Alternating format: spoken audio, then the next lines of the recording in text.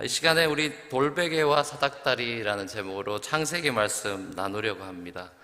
창세기에서 가장 많은 분량을 차지하는 이야기가 야곱 이야기입니다. 창세기가 책 제목이 창세기지만요, 사실 그 안에 내용들을 들여다보면 전부 다 사실 가정 얘기입니다. 그렇죠? 책 제목은 사실 그 세상을 지은 이야기처럼 이렇게 되어 있는데 실제로 리딩을 하다 보면 이게 가정 얘기가 많아요. 그래서 제가 그 창세기를 읽으면서 이게 뭐지? 라는 생각을 해보면 맞구나. 가정이 세상이구나. 세상이 가정이고 가정이 소우주구나. 이런 생각을 하게 됐습니다. 가정 안에 모든 게 다 들어있어요. 세상 만사가 가정 안에 다 있습니다. 실제로 노아 가정, 아브라함 가정, 이삭 가정, 야곱 가정, 소위 우리가 아는 이런 믿음의 가정들이라고 하니 이 가정들을 창세기가 기록한 걸 보면요, 문제투성입니다. 우리가 생각하는 믿음의 가정의 모습이 아니죠. 문제투성입니다. 그렇죠? 야곱 가정은 또 이 페이버리티즘, 편애가 심한 가정이죠. 그래서 가정에 시련이 옵니다. 에서를 좋아하는 아버지 야곱, 이삭과 또 야곱을 좋아하는 엄마 리브가, 그 속에서 그 2대2 대결 구도가 펼쳐지죠. 결국은 그 팥죽 사건이 발단이 돼서 에서랑 야곱의 운명이 이렇게 달라지게 되죠.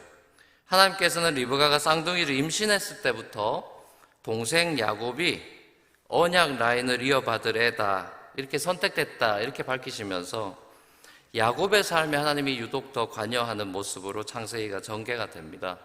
형 에서의 그 장자권을 뺏고 아버지의 축복을 속임수로 빼앗은 야곱에 대해서 이 분노한 에서의 이 복수를 이제 피해가지고 밧단 아람이라고 하는 외삼촌 라반의 집으로 도망치고 피신하게 됐죠.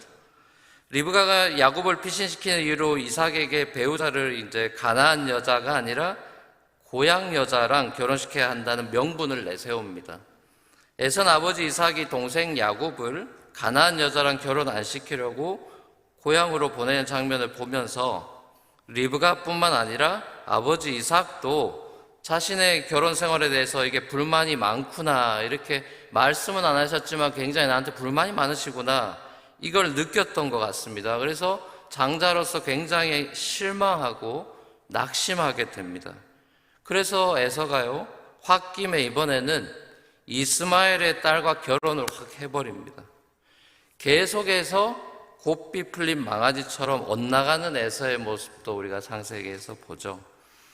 야곱이 브엘세나를 떠나서 밧단 아람으로 가는 그 여정에서 한 곳에 이르러서 해가 저물어서 이제 하룻밤 자게 되는데, 당연히 호텔도 없고 집도 없는 그냥 광야니까 그냥 길바닥에서, 땅바닥에서 잠을 청하게 됩니다. 이렇게 주섬주섬하다 돌 하나 주워가지고 베개 삼아서 잡니다. 아무것도 없는 깜깜한 광야에서 말 그대로 돌베개를 베고 잠이 드는 이 야곱이 무슨 생각을 했을까요? 광야에서 하늘 보면 빛이 없으니까 얼마나 별이 쏟아지겠습니까? 금방 쏟아질 것만 같은 그 무수한 별들을, 하늘을 바라보면서 이 야곱이 어떤 생각을 했을까? 아브라함이 광야에서 봤던 그 똑같은 별을 본 거죠. 그렇죠? 그 할아버지가 봤던 그 별을 자기도 보는 건데 무슨 생각을 했을까요? 이 생각 저 생각 하면서 뒤척뒤척 하다가 스르르 야곱이 잠이 듭니다. 근데 이제 꿈을 꾸죠. 사닥다리 혹은 층계라고 이렇게 번역할 수 있는 사닥다리 층계가 하나 있는데, 땅까지 닿아 있는 그 사닥다리 위를 땅을 보니까 땅에 닿아 있고, 위를 쳐다보니까 이게 하늘 끝까지 막 닿아 있는 겁니다. 그리고 또 자세히 들여다보니까 사닥다리만 있는 게 아니라 거기 누군가가 왔다 갔다 하는데 가만 보니까 천사 같아 보이는 사람들이 오르락 내리락 바쁘게 움직이고 있습니다. 자, 근데 또 자세히 또 들여다보니까 이젠 주님께서 그 위에 서가지고 말씀을 하십니다. 나는 너 할아버지 아브라함의 하나님이고 이삭의 하나님이다. 네가 누워있는 이 땅, 네가 지금 광야 땅바닥에 누워있는 이 땅을 너와 네 자손들한테 주겠다, 이렇게 약속을 해주십니다. 그리고 너랑 너 자손들 덕분에 온 세상 사람들이 복을 받을 거야. 이렇게 이야기하십니다. 그러면서 하나님이 야곱이 네가 어디에 있든지 어디를 가든지 내가 너를 지켜주고 함께하고 반드시 네가 이 땅으로 다시 돌아오게 해주겠다고 약속하고 그 약속이 성취될 때까지 내가 절대로 너를 떠나지 않을게. 이렇게 약속을 해주십니다. 자, 이게 꿈의 내용이에요. 그리고 꿈을 꾸고 이제 깨어났죠. 야곱이 깨어나서 꿈이 하도 생생하고, 저희들 꿈 중에도 그런 게 있죠. 이 꿈이 너무 생생하고 또 주님이 나타나서 말씀까지 해주셨으니까 이제 혼자 생각하게 됐습니다. 아, 정말 주님이 이곳에 분명히 계시는데 내가 광야에 나 혼자인 줄 알았구나. 내가 주님이 나와 함께 계신 걸 내가 미처 몰랐구나. 이러면서 혼자말로 중얼중얼 거립니다. 그러면서 갑자기 두려운 생각이 들었습니다. 하나님을 만났다라는 게 두려움이 느껴지는 거죠. 이 얼마나 두려운 곳인가. 이곳이 다름 아닌 하나님의 집이고 여기가 바로 하늘로 들어가는 문이구나. 이러면서 이 야곱이 그걸 하나님에 대한 경외감이 생기면서 아침 일찍 그 본인이 뱄던 돌베개를 기둥을 삼아가지고 그 위에 기름을 붓고 그곳 이름을, 원래는 루스란 땅인데 이곳 이름을 베델이다 이렇게 부릅니다. 그러면서 야곱이 하나님께 서원을 하게 되죠. 하나님께서 저와 함께 계시고 제가 가는 이 길에서 저를 지켜주시고 먹을 것 입을 것 주시고 제가 안전하게 다시 아버지 집으로 돌아오게 해주시면은 주님이 제 하나님이 되실 거고 제가 기둥으로 세운 이 돌이 하나님의 집이 될 거고 하나님께서 제게 주신 모든 것에서 10분의 1을 하나님께 드리겠습니다. 이렇게 이제 이 야곱이 서원 기도를 하게 됩니다. 이 창세기에 나온 야곱 이야기에서 야곱이 이 장면이 처음으로 기도하는 장면입니다. 이전까지는 야곱은 기도 없는 삶이었습니다. 자, 이 기도의 시작도 하나님께서 먼저 기도하게끔 유도하신 장면이죠. 야곱이 먼저 하나님께 말을 걸어간 것이 아니라 하나님께서 야곱에게 나타나서 먼저 말을 걸어오셨습니다. 여태까지 야곱은 항상 자신의 잔머리와 열정과 열심으로 세상을 다 살아낼 공리말하던 그런 사람이었기 때문에 하나님의 도우심이 사실상 필요가 없어서 기도할 필요가 없는 것이었죠. 자기가 이렇게든 저렇게든 머리를 굴려가면서 해내면 됐기 때문에 기도가 없는 삶입니다. 자, 그런데 그 잔머리 때문에 예상치 못한 고생길이 시작되는 이 순간에 하나님께서 이 야곱에게 나타나신 거죠. 이 아브라함 이야기, 아브라함 때도 그렇고 이삭 때도 그렇고 야곱 때도 그렇고 하나님은 기다렸다는 듯이 항상 이 곤란한 상황, 막다른 골목, 위기 상황 속에 등장하셔서 약속의 말씀을 주십니다. 아무래도 이런 위기나 인생의 위기나 고난의 때에 사람 마음이 굉장히 낮아지고 험불하게 되니까 하나님께서 그때 나타나셔서 딱 기다렸다는 듯이 말씀을 주시죠. 지금도 저는 비슷하다 싶습니다. 하나님이 우리 힘으로는 길이 안 보이고 답이 없을 때 바로 그때 우리에게 나타나십니다. 평소에는 그냥 잘 안 들리던 이런 주일 예배에서의 그런 설교도 이런 마음이 낮아지게 되면요 귀에 막 그 설교가 들어오고 막 내 얘기 같고 막 이럽니다. 하나님의 말씀을 듣고자 본인이 귀를 활짝 열기 때문입니다. 예수님이 그래서 들을 게 있는 자는 들을지어다 이런 얘기도 많이 하셨죠. 그러니까 하나님으로부터 이 위로와 격려를 받고 싶은 그 간절한 마음이 있기 때문에 제일 예배를 잘 드리는 사람은 시편 기자도 얘기하지만 상하고 애통하는 그 마음으로 예배한 그 사람이 가장 예배를 잘 드리죠. 우리가 말씀을 듣고 우리는 회개하는 기도를 드리게 되고 또 결단하는 기도를 이런 경우에 하게 됩니다. 고난 중에 새롭게 하나님을 만나고 경험하게 되죠. 고난 중에 하나님의 은혜를 체험하게 됩니다. 편안한 집에 폭신폭신한 베개가 아니고 이 돌베개 베고 자는 상황 속에서 우리가 주님을 만납니다. 결국 심령이 가난한 자가 천국을 경험하고 하늘문을 들어가는 그 은혜를 누리죠. 야곱이 이 루스 땅에서 아무도 의지할 리 없고 아무도 없는 이 홀홀 단신으로 하나님을 1대1로 만나게 됐습니다. 의지할 엄마 리브가도 없고요. 자기를 서포트해 줄 사람 하나 없는 땅에서 하나님을 만났습니다. 이 모습이 바로 저와 여러분의 그런 이민자의 모습이 아닐까, 저는 그런 생각도 해봅니다. 유학생들 같은 경우는 부모를 떠나서 유학 온 사람들, 또 이민을 온 분들, 여러분의 삶의 여정 가운데 돌베개 베고 자는 그런 야곱의 모습과 맞닿아 있는 모습이 분명히 있으실 겁니다. 이국 땅에서 의지할 리 없이 꿋꿋이 살아야 하는 그 여러분의 살아냈던 그 삶, 나 자신만 믿고 살기엔 역부족이었던 시간들, 그 속에 주님이 오셨죠. 두려움과 외로움이 끊임없이 휘몰아치는 그 광야 속에 돌베개 베고 자는 그 불안한 삶 가운데 주님이 오시죠. 그 광야 같은 나그네 인생 가운데 주님이 찾아오시는 거죠. 그래서 이민교회들이 저는 성장하고 부흥했다고 생각합니다. 제가 어릴 때 매일같이 드렸던 가정예배 때 돌아가신 그 아버님 목사님이셨는데요. 매일같이 가정예배를 드렸습니다. 아침에 일어나면 눈 뜨면 바로 항상 예배였기, 이빨도 못 닦고 아무것도 못 하고 저는 예배 드릴 때 항상 보면 런닝구 차림이었던 것 같습니다.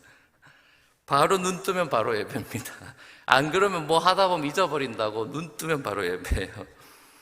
그때 아버지가 많이 부르셨던 소위 말하는 찬송가 18번이 있습니다. 그게 오늘 예배 중에 불렀던 내 주를 가까이 하게 함은입니다. 영화 타이타닉에도 나온 아주 유명한 그 찬송이죠. 그 4절까지 제가 하도 많이 불러서 다 외우는 가사인데요. 다시 한번 제가 가사를 읽어드리겠습니다.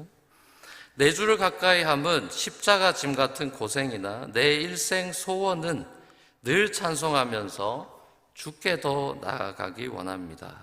내 고생하는 것 옛 야곱이 돌베개에 베고 잠 같습니다.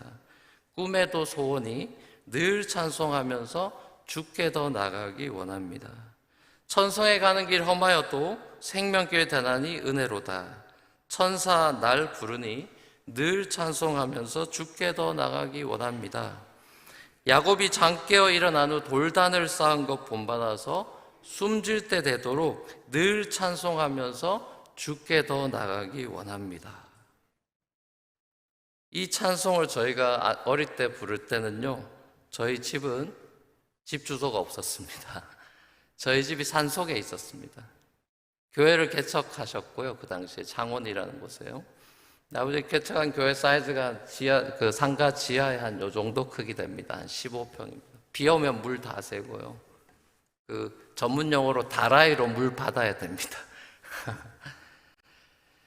그 강단에서 매일같이 기도하셨고요. 집으로 돌아오면 저희 집은 그 산속에 흙으로 지은 초가집 비스무리하게 져가지고 연탄 떼고 그 위에는 밤마다 쥐들이 돌아다니고 그러는 집이었습니다.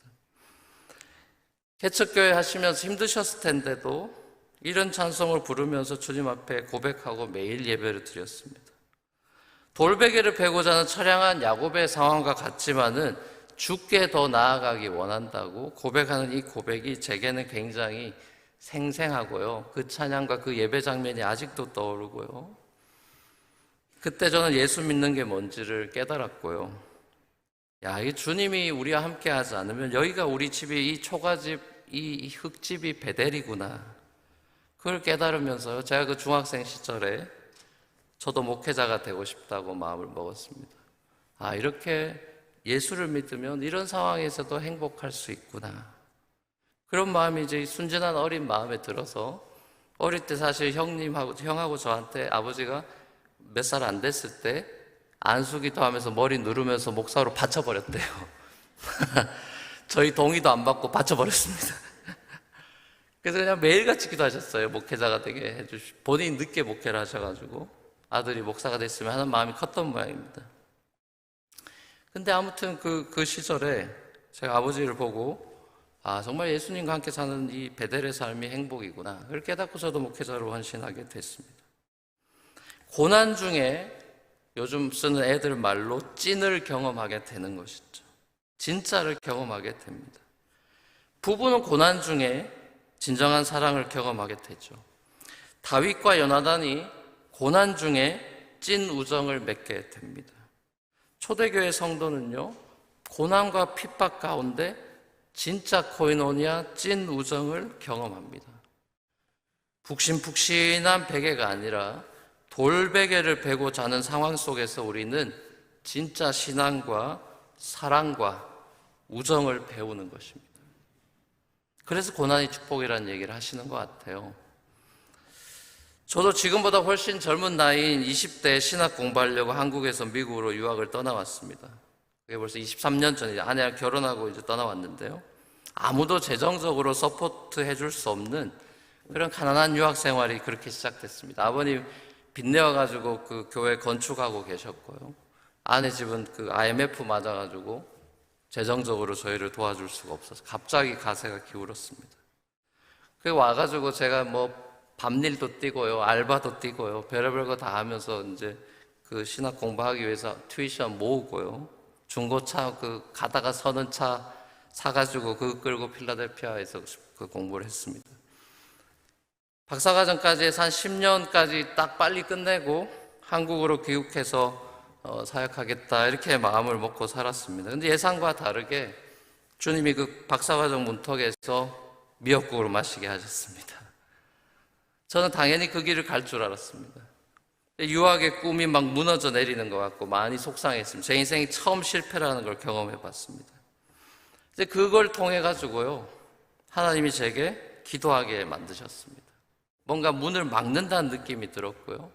하나님 뭔가 기도로 부르신다는 느낌이 들어서 전도사 시절에 하나님 앞에 그 당시에 처음으로 진정한 기도를 제대로 드렸던 것 같습니다. 자신감으로 충만했던 20대의 그 혈기가 꺾이고 하나님 앞에서 기도하는 시간이었던 것 같습니다. 그때 주님이 빨리 저를 목회로도 이제 부르신 거죠. 그 초대가 없었다면 지금 이렇게 제가 이 자리에서 여러분께 이렇게 영광스러운 자리에서 또 말씀을 나눌 수 있는 기회도 없었겠죠. 제가 낮아져 있는 그 실패한 자리에서 제 삶을 이젠 주님께 다 드립니다. 주님께 맡깁니다. 했던 그 시간이 제게는 베델의 시간이었습니다. 제 인생의 진로와 소명과 사명이 다 주님 손에 있습니다. 주님께서 저를 인도해 주십시오. 진심으로 고백했던 시간입니다. 주님이 저를 제가 뉴욕에서 그렇게 한인마트에서 밤에 일하고 알바 뛰고 했던 그곳으로 다시 그 뉴욕으로 저를 다시 부르셨습니다. 저는 한 번도 뉴욕에서의 목회를 생각해 본 적이 없습니다. 맨하탄으로 부르셨고요. 거기 가난한 유학생들과 힘들게 사는 청년들을 섬기게 하셨고 하나님께서 놀라운 성령의 기름 부으심으로 많은 청년들이 구름대같이 모이기 시작했습니다. 그래서 행복한 목회를 그렇게 하게 됐습니다. 지금도 정말 많은 청년들 맨하탄으로 직장으로 유학으로 많은 아이들이 오는데 많이 보내주셔서 걔네들이 저희 교회를 향해서 항상 하는 말이 또 다른 가족을 만난 것 같아요, 목사님. 그런 얘기들을 많이 합니다. 그 아이들에게 저희 교회가 베델이 되었습니다. 그동안 정말 수많은 100여 명 이상 되는 수백 명의 아이들의 세례를 제가 주는 감격을 누렸습니다. 많이 회심했습니다. 그냥 믿던 애들이 오는 게 아니라 믿지 않던 아이들이 많이 술 마시고 송구영신 예배 뒤에 앉았다가 은혜 받아가지고 집사가 되기도 하고 막 그랬습니다. 많은 세례자들을 회심시키시고요. 그 성령의 역사죠. 하나님께서 그렇게 많은 젊은이들을 세우셨습니다. 다음 세대를 걱정하고 교회에 뭐 다음 세대가 없다 이런 걱정들을 많이 하시지만 제가 이렇게 전 세계 집회를 다녀보면 곳곳에 하나님의 그런 다음 세대 청년들이 코스타를 전 주로 많이 다녀보면 그런 아이들이 보석 같은 아이들이 잘 자라고 있습니다.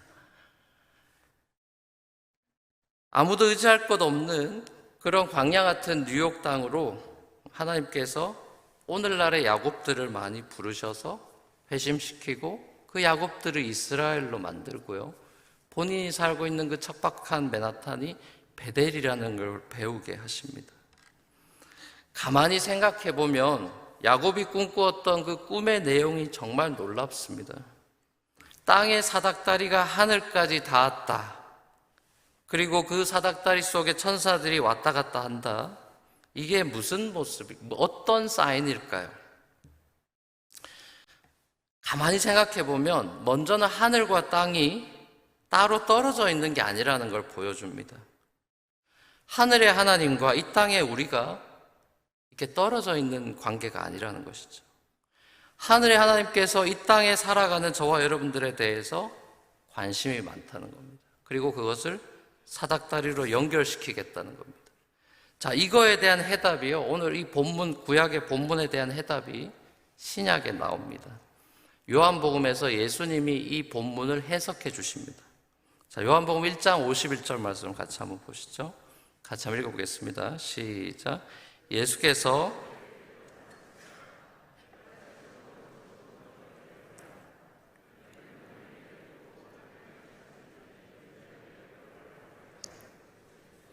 아멘.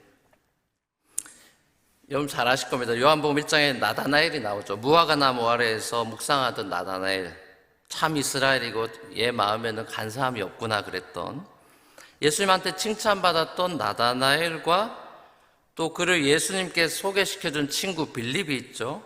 그 둘한테 오늘 이 요한복음 1장 51절 말씀을 예수님이 이 둘한테 해준 겁니다. 빌립하고 나다나엘한테.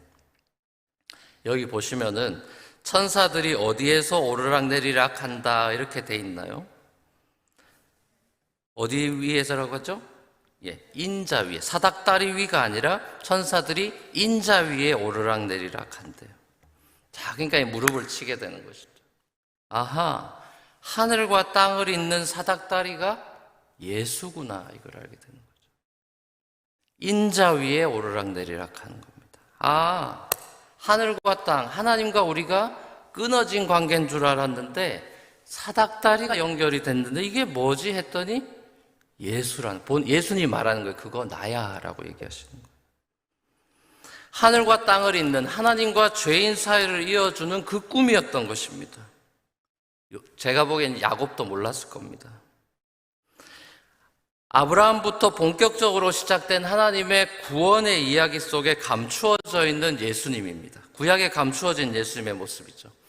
아브라함이 부지 중에 대접했던 천사, 또 멜기세덱, 야곱이 보니 사닥다리, 야복 강가에서 야곱이 씨름하던 한 천사, 한 남자, 우리는 구약의 예고편으로 잊을만 하면 드러나고 등장하시는 예수님을 봅니다. 예수님께서는 광야에 버려진 돌로 이 땅에 오셨죠. 건축자들이 버린 돌입니다. 십자가에서 죽임을 당하며 사람들에게 버림받아버린 돌이죠. 하지만 이 돌이 다시 살아나 버렸죠. 우리 몇 주 전에 지난주 부활절을 했습니다. 돌이 살아났습니다. 산돌이 되셨습니다. 하나님의 집, 베델의 모퉁이 돌이 되셨습니다. 그리고 죄와 허물로 죽었던 저와 여러분을 다시 살리셔서 우리도 산돌들이 되게 하셔서요, 하나님의 집 베델, 교회로 우리를 부르셨습니다. 이 광야의 교회에서 예수님이 기꺼이 우리의 돌베개가 되어주시죠. 나를 베고 자라 하십니다. 내 잔머리와 내 힘과 내 지혜로 살아가려 몸부림치면서 그렇게 이 광야에 누워 이리 뒤척이고 저리 뒤척이는 고민 많고 걱정거리 많은 저와 여러분의 삶에 예수님이 찾아오셔서 말씀하시죠. 수고하고 무거운 짐진 자들아, 다 내게로 와라. 내가 너희를 쉬게 하리라. 내가 너의 돌베개가 되어줄게. 우리가 누워있는 그 땅에 예수님이 오셔서요, 그곳을 베델로 만들어 주십니다. 사랑하는 우리 토론토 큰빛교회 성도 여러분, 야곱의 돌베개 그리고 사닥다리는 바로 우리 예수 그리스도이십니다. 주님이 내 삶에 이미 함께 계셨고요, 함께 하고 계시는데 우리도 야곱처럼 때때로 내가 미처 몰랐구나. 주님이 우리 가정에 있는데 내가 미처 몰랐구나. 주님이 토론토 큰빛교회 가운데 항상 함께 하고 계셨는데 내가 미처 몰랐구나. 이 야곱의 고백이 여러분이 이 토론토 땅에서 외로이 혼자 살아가고 있던 게 아니라 주님이 내가 이민 와서부터 지금까지 항상 함께 하시고 떠나지 않으셨구나. 근데 내가 미처 몰랐었구나.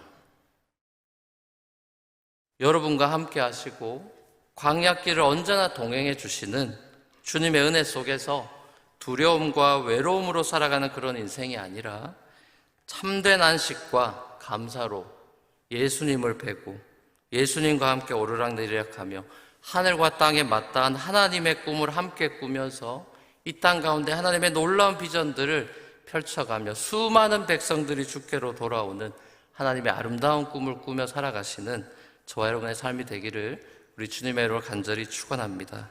참 기도하시겠습니다.